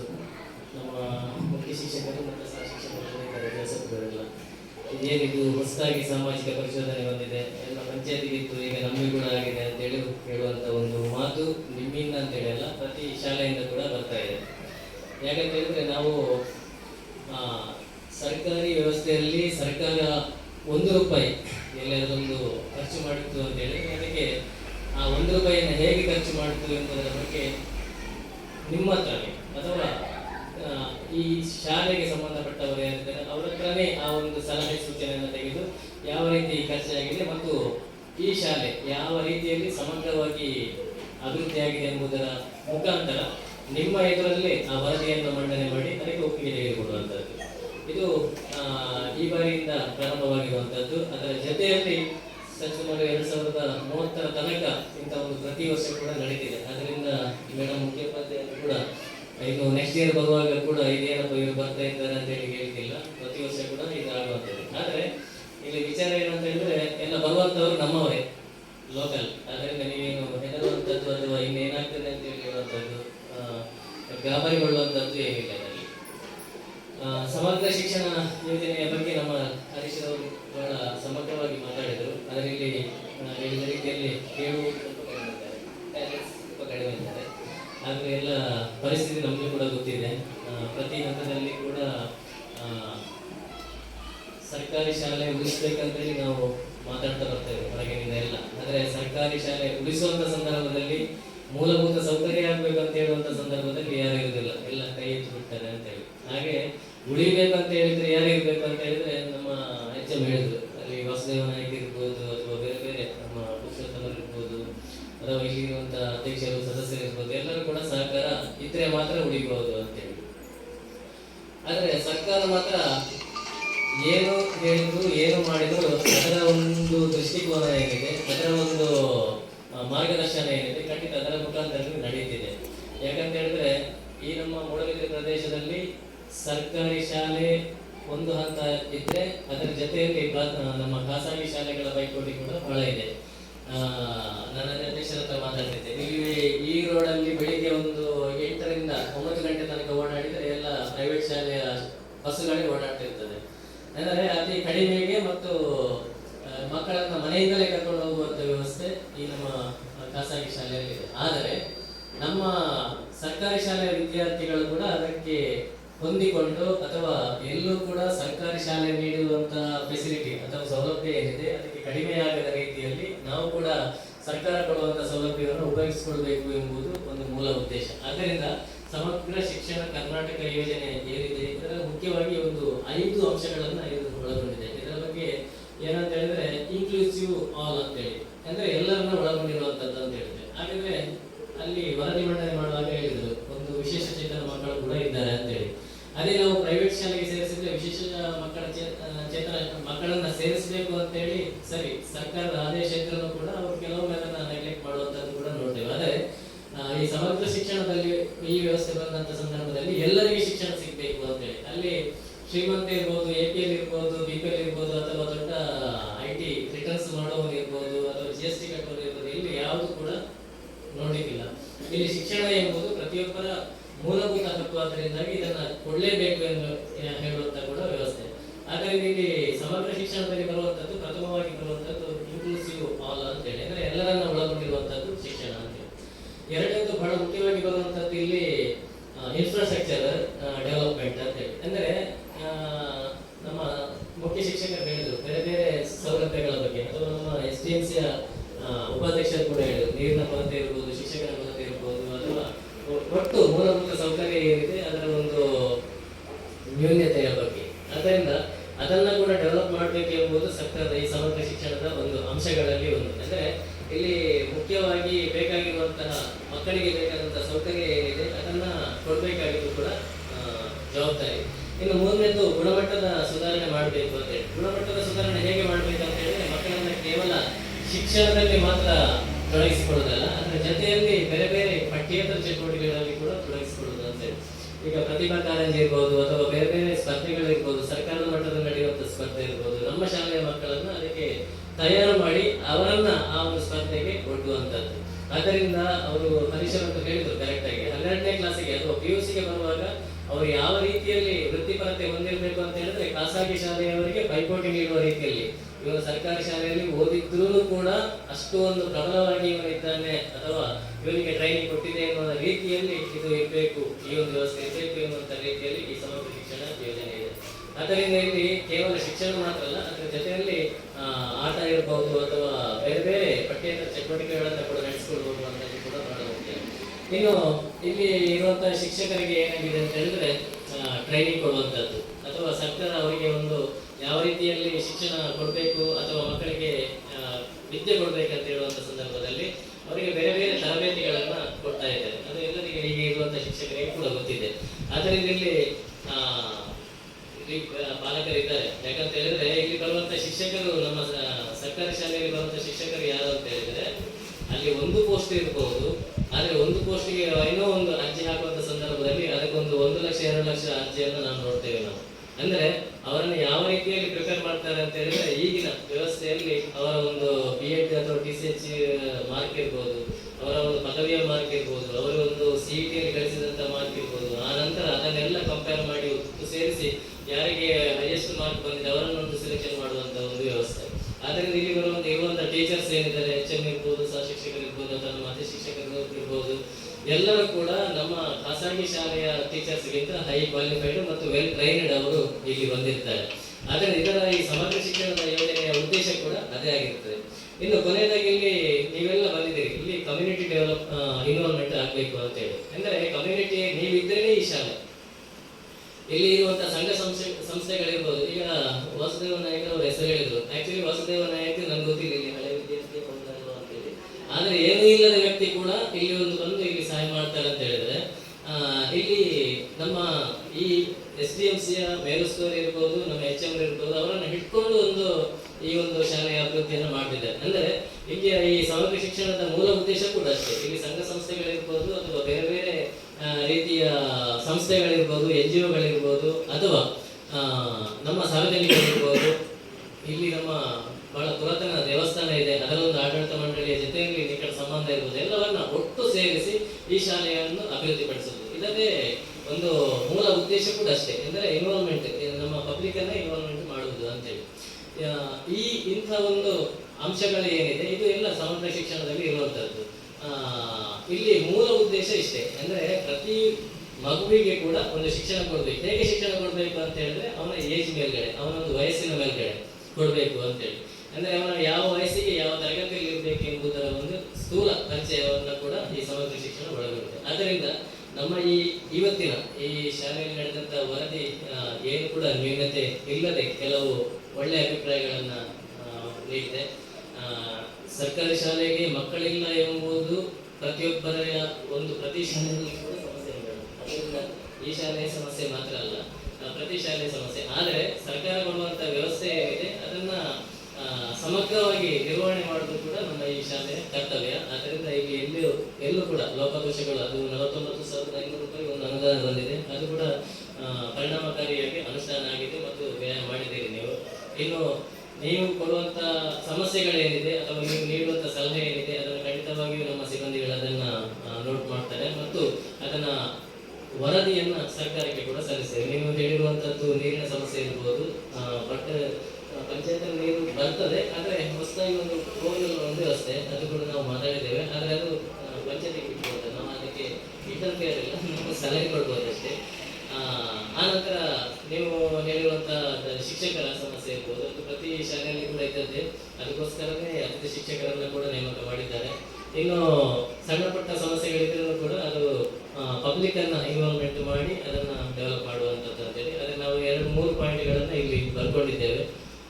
ಆದ್ದರಿಂದ ಇದು ಬಹುಶಃ ಬಹಳ ಪುರಾತನ ಶಾಲೆ, ಅದೇ 100 ವರ್ಷ ಆಯ್ತು ಅಂತ ಹೇಳಿದ್ರೆ ಮಕ್ಕಳೇ ನಿಮ್ಗೆಲ್ಲ ಒಂದು ಬ್ಲೆಸ್ಸಿಂಗ್ ಇದೆ.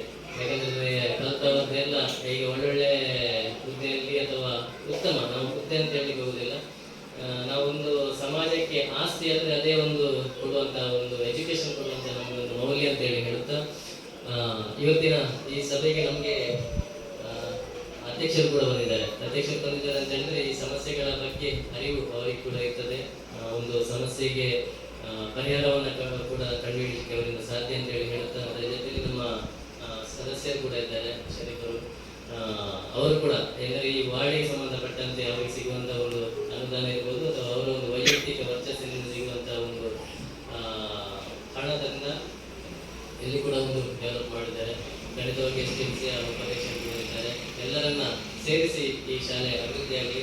ಇವತ್ತಿನ ಈ ಸಾಮಾಜಿಕ ಪರಿಶೀಲನೆಯಲ್ಲಿ ಸ್ಕಾಲರ್ಶಿಪ್ ಇರ್ಬೋದು, ಟ್ರಾನ್ಸ್ಪೋರ್ಟೇಷನ್ ಬಗ್ಗೆ ಫೆಸಿಲಿಟಿ ಇರ್ಬೋದು, ಅಥವಾ ಬೇರೆ ಬೇರೆ ಇಲ್ಲಿ ಕೇಳಿರುವಂತಹ ಕ್ವಶನ್ ಕೇಳಲಿಕ್ಕೆ ನಮ್ಮ ಹರೀಶ್ ಹೇಳಿದ್ದಾರೆ. ಆಕ್ಚುಲಿ ಅಲ್ಲಿ ಪೇರೆಂಟ್ಸಿಗೆ ಹೋಗಿ ಅಲ್ಲಿ ನಾವು ಕ್ವಶನ್ ಕೇಳ್ತೇವೆ, ನಿಮ್ಮ ಮಕ್ಕಳು ಸರಿಯಾಗಿ ಶಾಲೆಗೆ ಹೋಗ್ತಾರಾ, ಸರಿ ಪೌಷ್ಟಿಕ ಆಹಾರ ತಿಂತಾರಾ, ಅಥವಾ ಅಲ್ಲಿ ಶಾಲೆಯಲ್ಲಿ ಊಟ ಕೊಡ್ತಾರಾ, ಮೊಟ್ಟೆ ಕೊಡ್ತಾರಾ, ಚುಕ್ಕಿ ಕೊಡ್ತಾರಾ ಅಂತ ಹೇಳುವಂತ ಕೆಲವು ಕ್ವಶನ್ ಅನಿಸಿದೆ.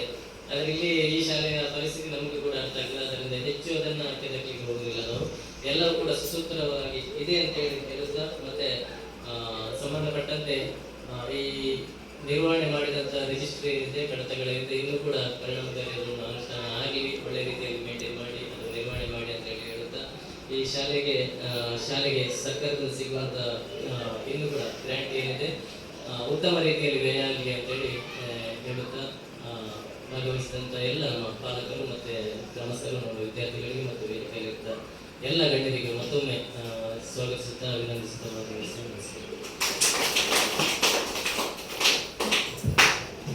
ಸಾಮಾಜಿಕ ಪರಿಶೋಧನೆಯ ಬಗ್ಗೆ ಸವಿಸ್ತರವಾಗಿ ಪೋಷಕರಿಗೆ ತಿಳಿಸಿದ ಹಾಗೂ ನಮ್ಮ ಶಾಲೆಯ ಬಗ್ಗೆ ಗೌರವವನ್ನು ವ್ಯಕ್ತಪಡಿಸಿದಂತಹ ಶ್ರೀ ಸಾಯಿ ಚೌಟ ಸಹಾಯಕ ನಿರ್ದೇಶಕರು, ನಮ್ಮ ಸಮಸ್ಯೆಗಳನ್ನು ಅವರ ಹತ್ರ ತೋಡಿಕೊಂಡಿದ್ದೇವೆ. ಹಾಗೆ ಅವರು ಕೂಡ ಸಲಹೆಯನ್ನು ಕೊಟ್ಟಿದ್ದಾರೆ. ಅವರಿಗೆ ಕೂಡ ನಮ್ಮ ಶಾಲೆಯ ಪರವಾಗಿ ಧನ್ಯವಾದಗಳನ್ನು ಸಲ್ಲಿಸ್ತಾ ಇದ್ದೇನೆ. ಹಾಗೆಯೇ 3 ದಿನದಿಂದ ಸಾಮಾಜಿಕ ಪರಿಶೋಧನೆಯ ಬಗ್ಗೆ ಇಲ್ಲಿ ಕಾರ್ಯನಿರ್ವಹಿಸಿರುವಂತಹ ಶ್ರೀ ಹರೀಶ್ ಜಿ ಇವರಿಗೆ ಕೂಡ ನಮ್ಮ ಶಾಲೆಯ ಪರವಾಗಿ ಧನ್ಯವಾದಗಳನ್ನು ಸಲ್ಲಿಸ್ತಾ ಇದ್ದೇನೆ. ಹಾಗೆಯೇ ರಾಧಾ ಕುತ್ತಿಗೆ ಪಂಚಾಯತ್ ಅಧ್ಯಕ್ಷರು ಇವರು ಕೂಡ ಕ್ಲಬ್ದ ಸಮಯಕ್ಕೆ ಹಾಜರಾಗಿ ಅವರು ನಮಗೆ ನಮ್ಮ ಶಾಲೆಯ ಅಭಿವೃದ್ಧಿಗೆ ಕೈ ಜೋಡಿಸ್ತೇನೆ ಅಂತ ಹೇಳಿದ್ದಾರೆ. ಅವರಿಗೂ ಕೂಡ ನಮ್ಮ ಶಾಲೆಯ ಪರವಾಗಿ ತುಂಬು ಹೃದಯದ ಧನ್ಯವಾದಗಳನ್ನು ಸಲ್ಲಿಸುತ್ತೇನೆ. ಹಾಗೆಯೇ ನಮ್ಮೊಂದಿಗೆ ಗ್ರಾಮ ಪಂಚಾಯತ್ ಸದಸ್ಯರಾದ ಶರೀಫ್ ಹಾಗೂ ಪುರುಷೋತ್ತಮ ಹಾಗೂ ಗ್ರೆಟ್ಟ ಮೇಡಮ್ ಇವರಿಗೂ ಕೂಡ, ಇವರ ಅನುಪಸ್ಥಿತಿಯಲ್ಲಿ ಕೂಡ ಅವರಿಗೂ ಕೂಡ ನಮ್ಮ ಶಾಲೆಯ ಪರವಾಗಿ ಧನ್ಯವಾದಗಳನ್ನು ಸಲ್ಲಿಸ್ತೇನೆ. ಹಾಗೆಯೇ ನಮ್ಮ ಶಾಲೆಗೆ ಬೆನ್ನೆಲುಬಾಗಿ ನಿಂತಿರುವಂತಹ ದಾನಿಯಾದಂತಹ ಎಲ್ಲ ರೀತಿಯಲ್ಲೂ ನಮಗೆ ಸಹಕಾರವನ್ನು ಕೊಡ್ತಾ ಬರ್ತಾ ಇದ್ದಾರೆ ವಾಸುದೇವ ನಾಯಕ್ ಇವರಿಗೂ, ಇವರ ಅನುಪಸ್ಥಿತಿಯಲ್ಲಿ ಅವರಿಗೂ ಕೂಡ ನಮ್ಮ ಶಾಲೆಯ ಪರವಾಗಿ ಧನ್ಯವಾದಗಳನ್ನು ಸಲ್ಲಿಸ್ತಾ ಇದ್ದೇವೆ. ಹಾಗೆಯೇ ನಮ್ಮ STMCಯ ಅಧ್ಯಕ್ಷರು ಅವರು ಅನಿವಾರ್ಯ ಕಾರಣದಿಂದ ಬರಲಾಗಲಿಲ್ಲ. ಅವರಿಗೆ ಕೂಡ ಈ ಸಂದರ್ಭದಲ್ಲಿ ನಾನು ಧನ್ಯವಾದಗಳನ್ನು ಸಲ್ಲಿಸ್ತಾ ಇದ್ದೇನೆ. ಹಾಗೆಯೇ ಉಪಾಧ್ಯಕ್ಷರಾದ ಸಾಧು ಇವರು ಕ್ಲಬ್ದ ಸಮಯಕ್ಕೆ ಹಾಜರಾಗಿ ನಮ್ಮ ಸಮಸ್ಯೆಯೊಂದಿಗೆ ಅವರು ಕೂಡ ಕೈ ಜೋಡಿಸ್ತಾ ಇದ್ದಾರೆ. ಅವರಿಗೆ ಕೂಡ ನಮ್ಮ ಶಾಲೆಯ ಪರವಾಗಿ ತುಂಬು ಹೃದಯದ ಧನ್ಯವಾದವನ್ನು ಸಲ್ಲಿಸ್ತಾ ಇದ್ದೇನೆ. ಹಾಗೆಯೇ 3 ದಿನದಿಂದ ಶ್ವೇತಾ ಎಸ್, ಕುಮಾರಿ ವಿನುತಾ ಹೆಗಡೆ ಇವರು ಕೂಡ ಸಾಮಾಜಿಕ ಪರಿಶೋಧನೆಯ ಬಗ್ಗೆ ಇಲ್ಲಿ ಕೆಲಸ ಮಾಡ್ತಾ ಇದ್ದಾರೆ. ಅವರಿಗೂ ಕೂಡ ನಮ್ಮ ಶಾಲೆಯ ಪರವಾಗಿ ಧನ್ಯವಾದಗಳನ್ನು ಸಲ್ಲಿಸ್ತಾ ಇದ್ದೇನೆ. ಹಾಗೆಯೇ ನಮ್ಮ STMCಯ ಸದಸ್ಯರು ಹಾಗೂ ಪೋಷಕರು ಈ ಸಂದರ್ಭದಲ್ಲಿ ಹಾಜರಿದ್ದು ಅವರ ನಮ್ಮ ಶಾಲೆಯ ಬಗ್ಗೆ ಸಮಸ್ಯೆಗಳನ್ನು ತಿಳಿಸಿರುತ್ತಾರೆ. ಹಾಗೆ ಅವರಿಗೆ ಕೂಡ ನಮ್ಮ ಶಾಲೆಯ ಪರವಾಗಿ ತುಂಬು ಹೃದಯದ ಧನ್ಯವಾದಗಳು. ಹಾಗೆಯೇ ನನ್ನೊಂದಿಗೆ ನಮ್ಮ ಹಿರಿಯ ಶಿಕ್ಷಕರಾದ ಜೋಸೆಫ್ ಮಂತೇರು ಹಾಗೂ ಜ್ಯೋತಿ ಟೀಚರ್ ಇವರು ಕೂಡ ನಮಗೆ ಸಹಾಯವನ್ನು ಮಾಡಿದ್ದಾರೆ. ನಮ್ಮ ಕಾರ್ಯಕ್ರಮಕ್ಕೆ ಸಹಾಯವನ್ನು ನೀಡಿದ್ದಾರೆ. ಅವರಿಗೆ ಕೂಡ ನಮ್ಮ ಶಾಲೆಯ ಪರವಾಗಿ ತುಂಬು ಹೃದಯದ ಧನ್ಯವಾದಗಳು. ಹಾಗೂ ಆರೋಗ್ಯ ಸಿಬ್ಬಂದಿಯವರು ಕೂಡ ಕ್ಲಬ್ದ ಸಮಯಕ್ಕೆ ಹಾಜರಾಗಿ ಎಲ್ಲ ವ್ಯವಸ್ಥೆಯನ್ನು ಮಾಡ್ತಾ ಇದ್ದಾರೆ. ಅವರಿಗೆ ಕೂಡ ನಮ್ಮ ಶಾಲೆಯ ಪರವಾಗಿ ಧನ್ಯವಾದಗಳು. ಹಾಗೆಯೇ ನಮ್ಮೊಂದಿಗೆ ಮಕ್ಕಳು ಕೂಡ ಎಲ್ಲ ಕೆಲಸ ಕಾರ್ಯಗಳಲ್ಲಿ ನಮ್ಮ ಕೈ ಜೋಡಿಸ್ತಾ ಇದ್ದಾರೆ. ಅವರಿಗೆ ಕೂಡ ನಮ್ಮ ಶಾಲೆಯ ಪರವಾಗಿ ಧನ್ಯವಾದಗಳು.